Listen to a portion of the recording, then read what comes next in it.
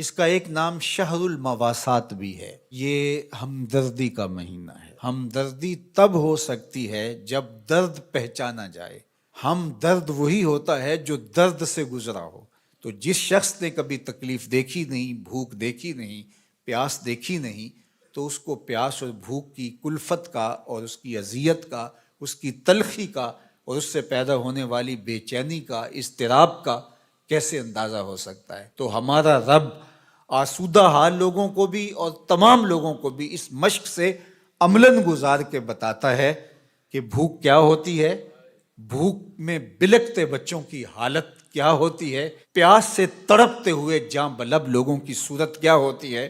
کل جب فلسطین میں تڑپتے ہوئے جاں بلب بچے بھوک اور پیاس سے العطش اور الجوع پکارتے ہوئے اپنی جان دیں تو تمہیں احساس ہو کہ بھوک کی تلخی کس قدر جان لیوا ہوتی ہے۔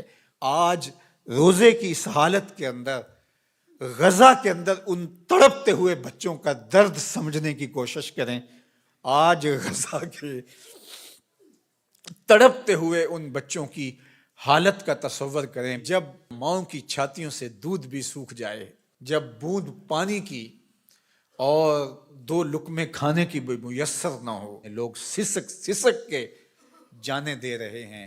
یہ بچے کل قیامت کے دن ساقی حوض کوثر کے سامنے جب ان حکمرانوں کا گریبان پکڑیں گے تو یہ کیا جواب جرم دیں گے اس دن رسول اللہ کے سامنے؟ یہ کیسے اللہ کا سامنا کریں گے؟ یہ بچے ان کو ان کے گریبان سے پکڑ کے جب حشر کے میدان میں گھسیٹیں گے تو یہ قوت نافذہ رکھنے والے، اثر و رسوخ رکھنے والے، یہ بڑی بڑی فوجیں رکھنے والے قیامت کے دن اللہ اور اس کے رسول کے سامنے کیا جواب دیں گے؟ تو یہ مہینہ شہر مواسات ہے۔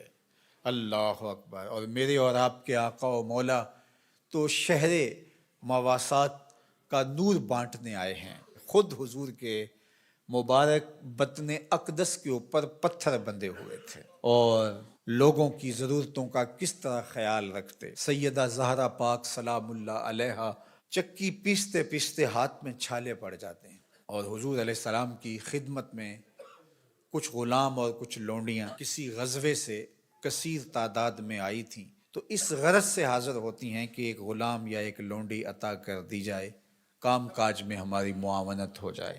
شہزادی کھڑی ہے حضور کے در پہ اور داماد کھڑے ہیں، اور ہاتھوں میں پڑے ہوئے چھالے حضور اپنی آنکھوں سے دیکھ رہے ہیں، لیکن آقا کریم فرماتے ہیں واللہ لا آتیکما، اللہ کی قسم میں تمہیں نہیں دوں گا، اللہ کی قسم میں تمہیں نہیں دوں گا، اللہ کی قسم میں تمہیں نہیں دوں گا۔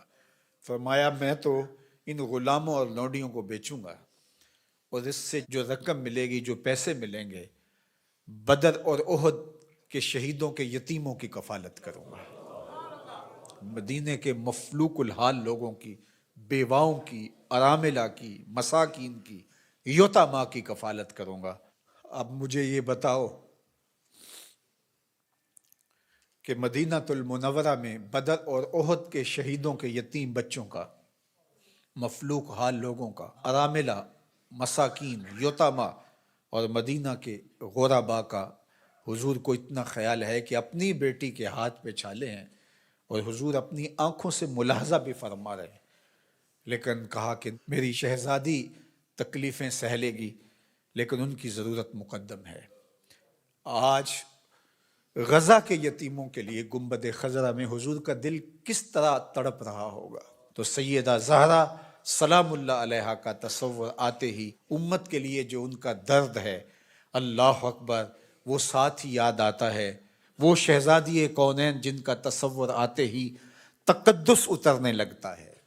آج مخدرات اسلام سیدہ زہرا سلام اللہ علیہا کی بتائی ہوئی تعریف کے مطابق اپنے پردے کی حفاظت کریں، اور یہ امت غالب تبھی ہوگی جب یہ پردے میں سمٹ جائے گی، چاہے سجدے ہیں، چاہے رکوع ہیں، قیام ہیں، اونچے اونچے مینار ہیں مسجدوں کے، بڑے عالی شان گنبد ہیں، بڑی بڑی درس گاہیں ہیں، لیکن حیا کا جوہر لٹ گیا تو سمجھ لو کہ امت اپنا وجود کھو بیٹھی ہے۔ میں آپ سب کو کہتا ہوں کہ یہ جمعے، یہ نمازیں، یہ روزے، یہ رسمی طور پہ نہیں ہیں. ہمیں اب عملی طور پہ ایک اسلامی معاشرت کو تشکیل دینا ہوگا. ہمیں رویتاً اپنے آپ کو تبدیل کرنا ہوگا. میری آواز میری مائیں، میری بہنیں، میری بیٹیاں سن رہی ہیں. آپ کے نازک کندھوں کے اوپر یہ ذمہ داری ہے کہ آپ نے قوم سازی کا عمل کرنا ہے.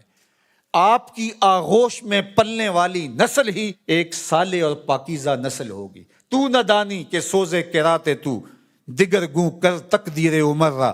اقبال نے کہا میری بہن تو نہیں جانتی کہ جب تو قرآن سوز و گداز کے ساتھ پڑھتی ہے تو تیرے بھائی عمر کی تقدیر بدلتی.